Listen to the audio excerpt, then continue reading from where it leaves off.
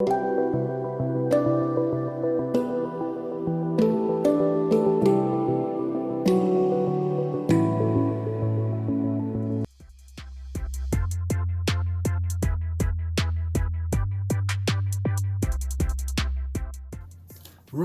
what have we got here? It's a whopper today, and it's Olight. Olight knock out some pretty good stuff, but sometimes the prices are a little bit dubious, I should say, for what you're getting. And I know they get a bit of a slagging off in the forums because people say, oh, the batteries aren't quite right, and you only get certain temperatures of tint. And yeah, all these things are true, but we will go over that. But I want to concentrate on the main specifics of this. So, it's what you can call a 90-degree angle flashlight, like the H2R from Skilllight, for example, Skill Hunt, sorry. So the whole purpose of these is, yes, you can clip them onto things, but their primary sort of focus is to be a headlamp. Now, headlamp is obviously so you can do things hands-free, so I'm quite looking forward to seeing this. And bearing in mind, if you look at something like the Skill Hunt, and indeed the Nightcore HC65, which I highly rate, 9.5 I think out of 10 I think I give it. You get about 1,000 lumens. Skill Hunt will claim on the H2R you get about 1,000, but I would suggest that the ANSI figures are 750 to 850. But look at this, massive, more than double. However, it depends on which tint you've gone for. So if we look at the box, we shall unweave this web of deceit. But anyway, so you've got cool white or neutral white. Now, what I'm talking about here is if you see this figure, you've got cool white. There is the numerical value of what that represents. So 550,000 to 650,000, you can see there. So it's the tint, and it's the colour of the light that comes out. So cool white, as the name suggests, is very white, whereas a neutral white is more akin to sunlight. Now, obviously, I understand sunlight. Yes, I know sunlight, if you want to be specific about it, is white. But obviously, when you're on a planet, for example, planet Earth, when sunlight eventually gets down to the ground, you get like this nice warm tint of sunlight. So neutral white is closer to that, I would suggest. Now, don't let anyone tell you have to buy this or you have to buy that. That is a personal preference. I personally prefer neutral white. It makes me smile, and I prefer it for outdoor applications. I find it easier to look at different colours and things like that. I just prefer it. So I just want to point out the fact that depending on which one you pick is the output level. So if you follow the cool white, which is the top one, and the neutral white is the lower one, you'll see there's a difference in outputs. So the maximum on cool white, 2,300 lumens. On neutral, only 2,000. So you're losing a little bit, but I would argue that once you start hitting 2,000 lumens, 300 lumens is less noticeable. The higher you get, the more lumens you need to pump into the issue to get more of an effect. So it's not really an issue, and I prefer that tint. So let's have a quick look at this. So quite interesting, 45 days runtime. That's obviously on the lowest setting. It has a nice throw, 153 meters. I would suggest maybe it's in a perfect laboratory setting, you may get that, but in real life it's probably less than that. Bear in mind this uses what's called a TIR lens, but I will go over that as I like to do. And the LED, quite interestingly on this one, is the XHP50. Quite interesting because most of the other lights use the Cree XPL High or Cree XPL HD. High just stands for high intensity, and HD is high discharge, and you're getting around the 1200 lumen area, 1000 to 1200 lumens, but this pumps out a massive lumen count, so very interesting. And it's my favorite, waterproof IPX8, but I will go over that.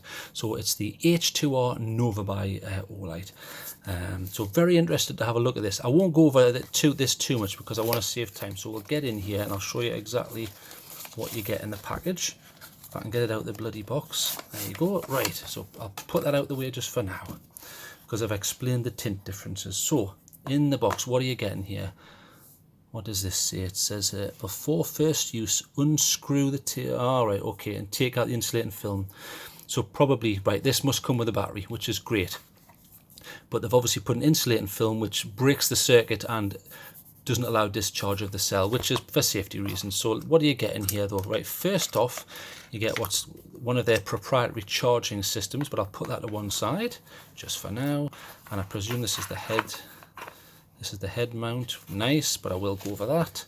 And there's the main unit. There it is, and it has a clip on it. So we'll go through what's in the box first. So that can, I presume, just be ditched. Yeah, get rid of that. Pour all that out. and then get rid of the box. Chuck that. Right, what do we got here? What's this propaganda? So that's what happens when you buy an Olight. You see, you instantly join a special forces group and you storm a building. At least that's what they're hoping. The tactical, yeah, the Warrior is quite a nice one. I've got that. In fact, they're advertising that one there, which is the Warrior. I quite like that actually. Not a bad unit. Quite nice for that sort of application actually. So fair enough. So really, they're advertising some of their other stuff. You've got the H2R Nova, which is the half size of this one being an 18650 version. And then you've got the S-Batons, which are very nice, and the rip-off priced R50 Pro Seeker. Okay, so adverts, pop them to one side. Now this is, let's get it open and have a look. I think it's for replacing a certain section. It is, yes. Right, this is to replace a magnetic section in here, because that adds weight. So there is a magnet in here, but I'll explain why. But if you wanted to take that out, you're at liberty to do that. You can pull this back and replace that area with these. So you are given that option, but I'll go over what they are in a moment. Okay, and here is your manual. So I'll give you a quick look at the manual. Oh my god, it's a massive, what's it, one of these maps from the olden days where you undo it and then you can no longer see out the car window. So right, there you go. If you really want to scrutinize that, be my guest. But the main body of what you need to know is on that page there, so you can pause that if you would like to read that. Okay, so let's go over what you get here. Right, so main unit first. So it's quite nice. Now that does feel quite heavy out of the box, but I'll tell you why that'll be. That'll be because there's a battery in here. Yeah, and that must be, yeah. That's the insulating film. So take that out to allow it to use, and you'll notice, as is the case with most Olights, the positive terminal goes to the rear or the base rather than the head. I've never understood why that is, but anyway, so nice workmanship. Very nice. Now, rather than a spring, they've got this set up. Now, the reason why they've got this set up is because it has built-in charging. So I shall go over that in a moment. There's the cell, and it looks sort of like a button top. And you've got the little section down there. That looks pretty clean. And there's a little spring down there. I'll just check the very firm spring. Yeah, so pretty high quality. Because it is going to be pumping quite a bit through it to get the 2300 lumens, especially on the cool white version. So without the battery, it's like most Olights. Like one of the reasons I love the batons is they're very, very light. Extremely light, but still rock hard. I've dropped the baton multiple times and never had a problem, so it's nice to see that. And then obviously pop your battery in.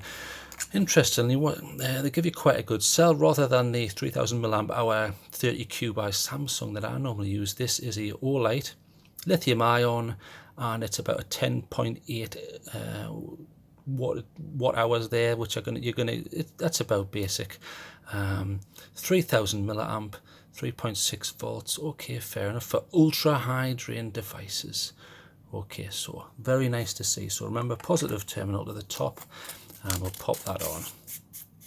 So main body, nice threads, nice workmanship on the bottom there, but it needs to be because it's got charging built in. And then you get a little clip here, so you can clip this, and it's not a deep carry, but it's close. So obviously when that goes into your pocket, you know, the side of the pocket can at least come up to that section, so it's not going to be out much more than that. And you can clip it, reverse clip it and things like that. So plenty of options there, and you can take that off to use it as a headlamp. You can actually leave that on, but you're going to stretch the band, but I will explain that. So there's the head. Now this uses a TIR lens, so I'll quickly go over what that is, because I always like to make sure people know what it is that they're getting. So you've got three main options to get light into the world. Your first heathen option, which they sometimes call it, is to just literally have an LED. So you've got your LED with the plastic dome, and light just flies out willy-nilly all over the shop like water out of a gun. So it just flies all over the floor. Now that's fine up close. So for example, if I've got one, there's one. This would be the willy-nilly approach, so it just goes all over, so it just comes straight out. I don't like that because it comes back in the eye, so I tend to put my thumb over when I would use something like the Nightcore tube here. Perfectly decent keychain light, but you're not getting a lot of throw, but the lumens are okay and the battery is pretty good on that. So your first option is to take your LED, and over the top of it you put a reflector. So you get your main spill coming out, which hits the wall like that. Now because of this reflector, light bounces around and it's reflected and you get a spot. So you get this sort of thing when it hits the wall. So for example, here's the Zanflare F1, not a bad torch. And as you can see, it has a smooth reflector. So I'm rotating that. You can see it's smooth universally all the way around. So if we turn this on, you can see you've got your spill here, which is your superfluous light coming directly from the LED, and then there's your spot. Now can you see what the problem is? As that spot moves over things, it's obscuring detail really. It's no good up close. Yes, you can get around that by lowering the level of light, for example. That fixes the problem. But you know, you still want a lot of light to carry out jobs. So the whole point of something with a smooth reflector is to throw light a distance. So this gives you maximum distance, but it's not so good up close, is it? So your other option is to start with a smooth reflector and you roughen the surface, so you end up with what's called an orange peel reflector. Now when that hits the wall, instead of this sort of arrangement, it's more, there's a transition between the spot and the spill, so it's less of an issue.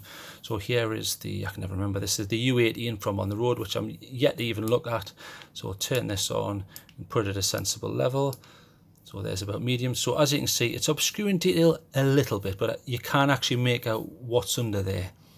So there's a bit of a transition between this spot and the spill. So that's quite interesting. Now, you're probably thinking, okay, well, we'll just not bother using smooth and we'll just go for orange peel. The problem is you don't get the same distance.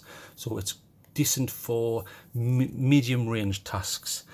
Now, your other option, your final option, is to use a TIR reflector. So instead of having all of this, what you do is there's your LED, and just dumped over the top is a solid piece of plastic, which is a lens. And light bounces around within this lens with very little loss during that transition process, and it exits how you define on the final design of the surface of this lens. So for example, on this one, it has almost like a faceted bug's eye effect. So I'll turn this up to full, and can you see what happens? It's almost all spill, it's all transition. There is a spot somewhere there, but it's hard to define and make out. So these are great for up close. Now because they're great for up close, they're generally used in low power applications, because you haven't got a lot of lumens and you're spreading them out in front of you. So there's your three options. Now interestingly, this is a headlamp. Now you could argue, okay, well if it's a headlamp, most of the stuff you do is going to be up close. Fair enough point, because your hand's free. So this is great for up close. It gives you a nice spread, and I'll show you if I turn it on. So the function key is just on the top there. So you just press it down to turn it on, and press it to turn it off. So as you can see, that's pretty bright already. I'll turn it down there on its lowest setting. But as you can see, there is vividly, but you can hardly see it. There is no transition really, unless you pump it up. So this is great for up close. Now, in order to get a bit of range, they've probably thought, well, we'll just put a massive lumen count on. So your big lumen count, I would argue, is used to put out distance when needed, which is a pretty interesting sort of way of doing it. But I will compare it to some other ones to show you what I think. So let's go through some of the basics of this. You already know it's got a TIR lens, and we shall shift that to one side. You've got your clip, which we've gone through. It has memory mode, so memory mode just means whatever mode you were on last, it's going to go straight back to when you turn it on again. It's a time-saving feature, and it's nice to have. It's got your SOS modes. This one is the neutral white, which I just prefer that, and this comes with a 1.5 meter drop rating. So essentially, if you drop that from 1.5 meters of height onto concrete, it should be fine. Remember, the cell may not be fine, but the light itself should be absolutely fine according to the manufacturer.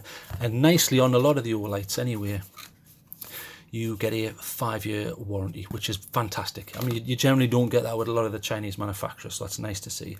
And as I mentioned, it's an IPX8. IPX8 just means it is waterproof, essentially, to a degree anyway. As long as these are tightened and sensible, and you've got it's in good working order, and you put it in water up to 2 meters, that's fine for even up to a couple of hours. So it's nice to see that. I think most torches and flashlights should be IPX8. I mean, generally you lose that sort of waterproofing when you've got daft flaps like this that come flying off. In fact, hang on, it's that way, isn't it? Alright, so, you know, the daft flaps like that ruin waterproofing. There are better ways to engineer that way. You can put it behind a screwed section, for example, but I don't want to get bogged down too much in that. So you're probably thinking, well, what's this? What's this charging thing? Well, I shall show you. So take that off, and I happen to have, if I can find it, there it is. I happen to have a power bank here. So I'll plug that in, and then plug it in. So it's standard USB, and then as you can see, you get a green light here. Now this is magnetic, so all you need to do is bring it close to the flashlight and click, goes on. So as long as it's close, so I'll do this hands-free, see, click, straight on. And that's very secure. You can even put that like that, and whilst it's charging, you can operate it, which is a nice feature. That's nice to have. So it turns red whilst it's charging, and then as soon as the battery is full, goes back to green, and you know you're good to go. So nice feature. Here's the problem I have though. Right, for example, something like this is cheap, okay? If I want to charge this, I simply plug in a Type-C USB. You can't do that with this. Let's say I lose this, okay? I've lost that, gone. I can no longer charge this because there's no USB port. So yes, these are great and they look cool, but if you lose them, you've had it. That's one issue I have. Okay, yes, it works, but I don't like the fact that it's proprietary. And also worse, this cell that Olight give you is proprietary. Yes, it's an 18650, but it's proprietary in the fact that it will work with this charging mechanism, but another cell won't. I think that's a right rip-off. I mean, you could argue, well, look, you're making too big a deal of it. You get the battery free. What are you whinging about? Well, there's only so many cycles that will recharge to. And then when you need a new cell, where have you got to buy it from? You've got to buy it from Olight, because only their cells will work with the charging system. Yes, you could forgo that and say, well, I'll just not bother using that and I'll use my charger. Fair enough, but at this price point, I think that's a little bit naughty. So that's something you need to consider. Okay, so we've gone over what the charging is, and here is the headset. So this is what would go over your head. So this goes over the top, and this goes around these sides. Now, interestingly, there is a magnet in here. So what you can do is, if you're busy, you can simply just stick it in like that, and it does actually stay. That isn't even secured in. I certainly wouldn't have it like that if I was working on an engine, for example, because it's likely to fall. But you can rotate it, no problem. But the safe way to use it, obviously, is to pull this right over like that. It isn't going to go anywhere, and you can still rotate it, and it still functions fine, and that's okay. I like this. The only problem I have is this isn't very comfortable on the forehead. So obviously it goes on your head like this, and this is pointing to the front. This bit, these four corners push directly on the forehead. They're not very comfortable. Compare that to something like, if I can find it, there it is, the Skill Hunt here. Much cheaper, doing a very similar job, but obviously less than half the lumens. But you see how they've done it? Look, this is rubber. That doesn't hurt. And better still, the inside of the Skill Hunt's band is very soft. It's almost got like a fleece effect. I've never had a problem with this on the forehead. Never, not once. Although you could argue that one of my favourites does have slightly plasticky, but they're more rounded. I've never had an issue. I've never had an issue with wearing that fishing, camping, running, nothing like that.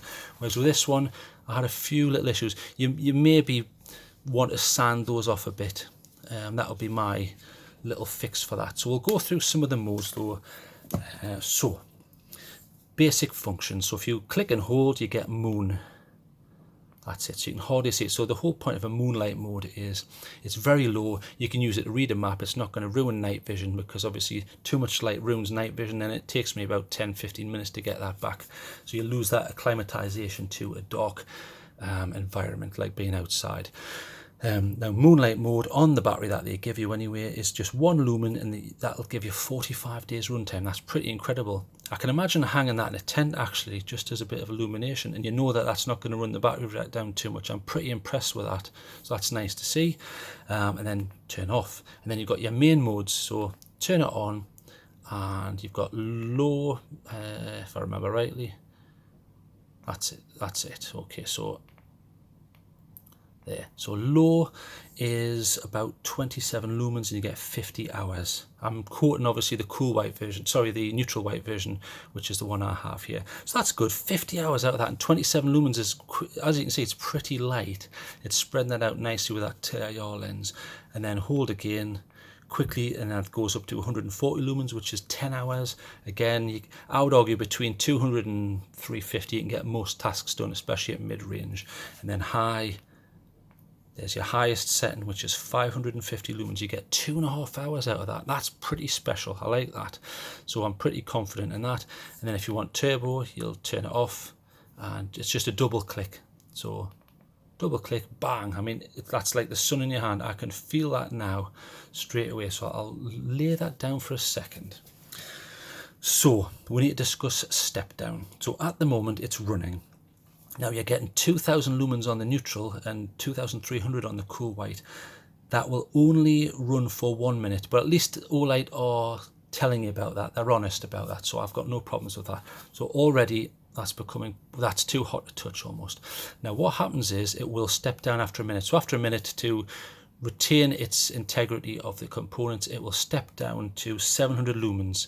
So you get one minute on turbo at your maximum, then it goes down to 700, and then you get about 110 minutes out of that.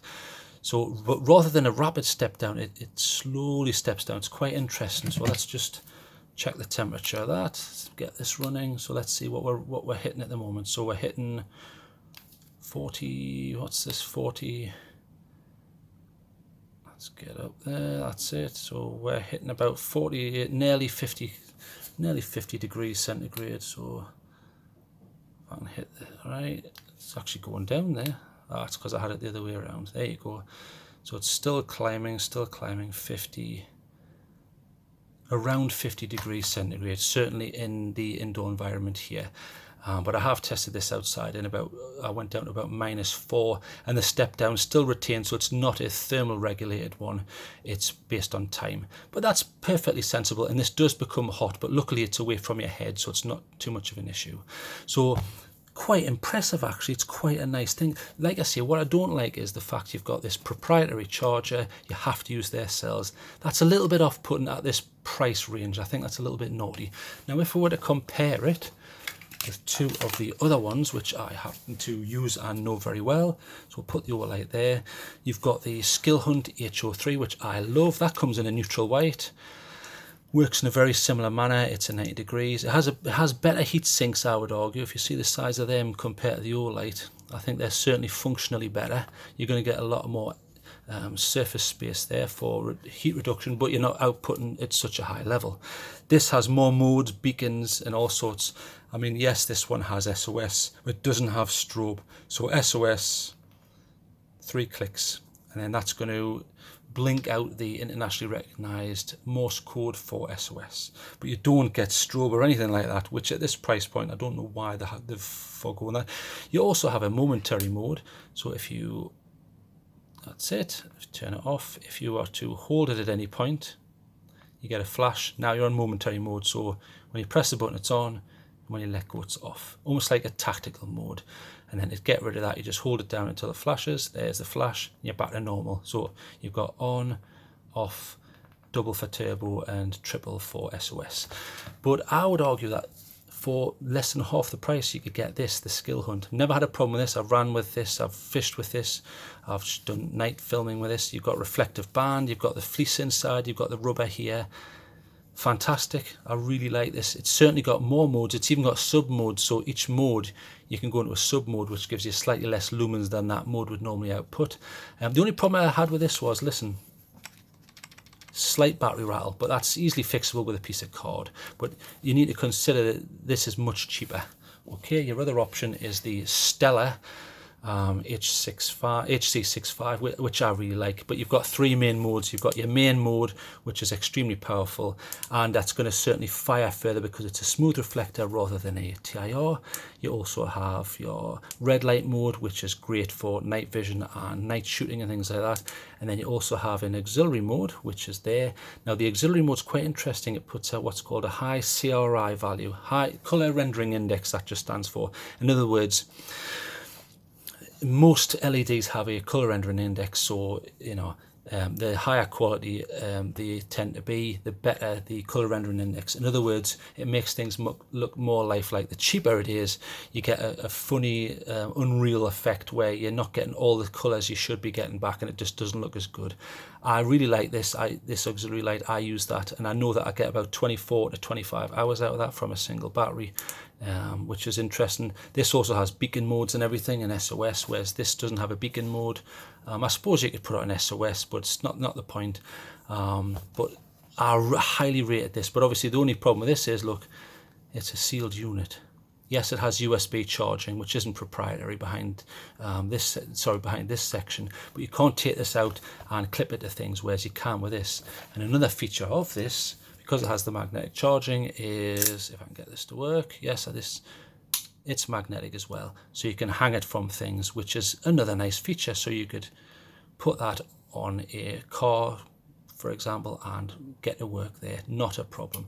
So that's pretty nice to see. So very feature packed and high quality. However, you have those problems with the proprietary battery and proprietary charging. So you've got to ask yourself, for that money, would I be better off getting this, which has more gizmos and tricks, or should I just go cheap and get the H2R from Skill Hunt?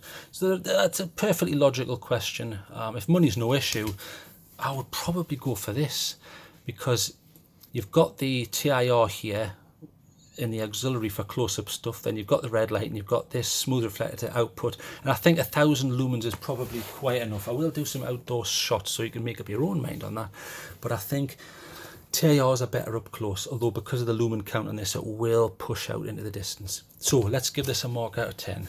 Right, bearing in mind I'm a little bit hesitant when it comes to the charging issue, which is nice, but proprietary, and the cell, I'm not going to knock off too much for that because I'm being picky there. Most people just want to buy a headlamp and they'll be happy to use a system like that. It's not an issue for them. So I'm going to give this, because it's got a nice lumen output, you're getting a 5-year warranty. Yes, it's a little bit expensive, but you can rely on Olight stuff. I would probably give this a 8.5. I'm hesitant to give it the 9 because of the battery and the charger, but it's a nice rock solid piece. It's got a nice 1 minute step down for turbo, which is very sensible. Then it's taking you down to about 700, which is about the maximum for the Skill Hunt anyway. So it's perfectly acceptable level to be running at. Nice run times, free battery. They've done a nice job. Just I wish they could be a little bit more sensible with the charger. So we'll stick with that. And what I'll do now is I'll go outside and we'll do some beam shots, and I'll go back into the freezing cold and see if I can do this without not turning into an icicle this time. So let's get outside.